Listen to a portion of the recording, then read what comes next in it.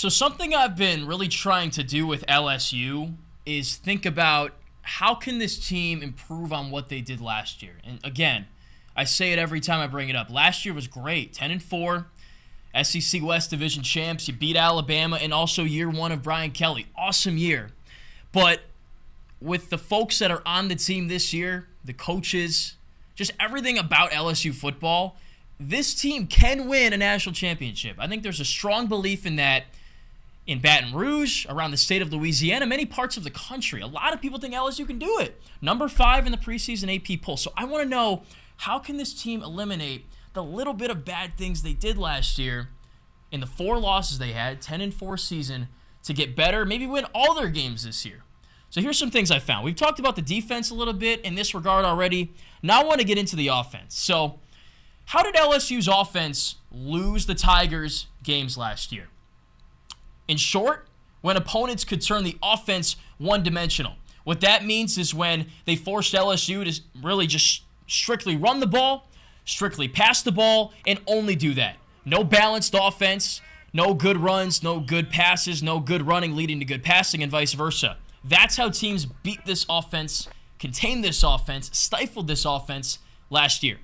How can you change that this year? That's what I want to find out. But to do that, we need to look back at specific games from last year where I think the offense lost LSU some games. So, 5 different times last year, LSU was outgained in a football game.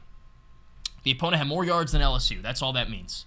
2-3 record in those games. Wins against Auburn and Alabama. Close wins. Razor-thin margin, that Alabama game, of course. The losses to Florida State, Tennessee, Texas A&M. Now, I'm going to give you the disclaimers on the Georgia and Texas A&M losses. Georgia, they actually outgained the Bulldogs in that game, which is crazy. But I don't count Georgia as a game where the offense lost LSU the game because Jaden Daniels got hurt during the game, and it's hard to win when you're starting quarterbacks out, obviously. And then Texas A&M had the number 21 defense in the country last year. So I expected LSU to struggle a little bit in that game, and the offense really didn't struggle that much. They did a little bit, though.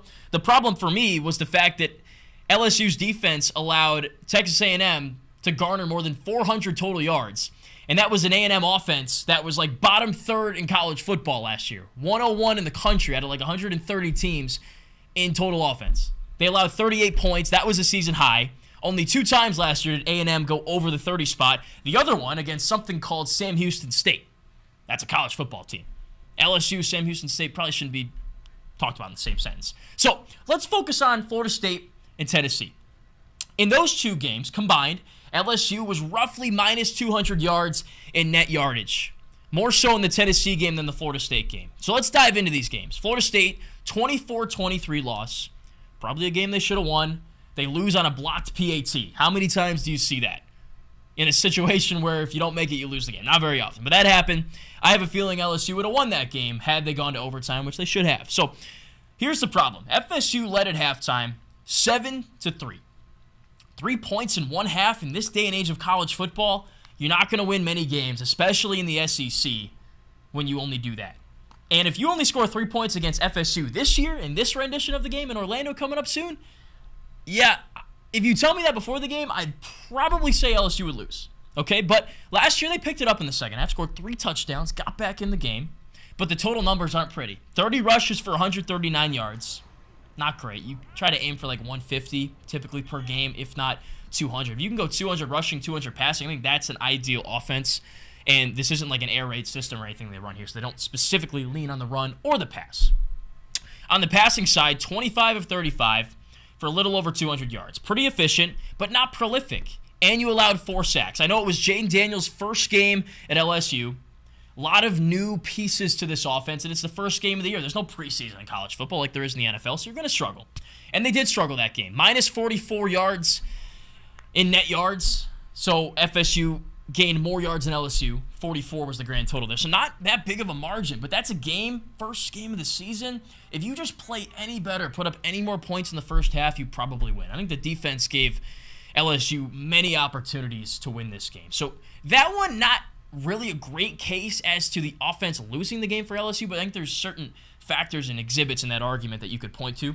Tennessee's really the one I have a big problem with. A game where you lose 40-13, It was 11 a.m. start. People were groggy and sleepy here, and I don't think any football game here should start at 11 a.m., but that's another topic for another time. This is a game where you know you're going to have to put up points. Hendon Hooker, Jalen Hyatt, Cedric Tillman, Josh Heupel's offense was unreal with Tennessee last year. So you knew that you'd have to go punch for punch with these guys. They didn't go punch for punch with them. In fact, they got knocked out in the second round, if not the first round. It's a 13-0 ball game, 20-0 in fact, before you even sit down and get your first round of beverages. So when that happens, your offense is already behind the 8 ball. You're probably going to be passing a lot, and they did pass a lot. They ran the ball 28 times for 55 yards, and that's it. They passed the ball 45 times, completed 32 of those 45 for 300 yards. My issue, they leaned on that pass way too much. And this is one of the things we talked about is LSU amping that run game up this year, picking a couple of backs and figuring that out instead of rotating guys in and out all the time. Tennessee really allowed LSU to move the ball. 25 first downs for the Tigers in this game. So they were getting up and down the field. They just weren't converting. They'd get into Tennessee's side of the field, plus territory, 4th down stop. Turnovers. Coming away with no points. This game could have been much closer, much more competitive if LSU's offense produced. It was 23-7 at halftime. LSU didn't even score until 3 minutes before halftime. Unacceptable. And I know that there were special teams miscues, and Tennessee was moving up and down the field at will, but there were drives where LSU in the first half was in Tennessee's territory deep, and they didn't get any points out of it. In fact, 10 seconds left in the game, Jayden Daniels threw a pick at the 2. So that's a game where I think the offense did lose you the game. We mentioned the 5 sacks, -2 in turnovers, 4 punts, 0 for 3 on 4th down as well. And you're not going to go for it on 4th down unless it's a convertible 4th down. There was one 4th and 10. I'm sure the others, though, were short yardage. I mean, that's not winning football. If some of those things go right instead of wrong, you probably got 14, 17, 21 points there. And instead of 40-13, maybe it's 40-35 or 40-32, whatever. You name it, you pick the score. That's a game where the offense lost this team the game. -147. 147 in total yardage. So this year, I want LSU to be able, in any game against any defense, to run the football and pass the football and not get turned one-dimensional. This needs to be a 2-dimensional offense every game this year if LSU wants to win a national championship. Period.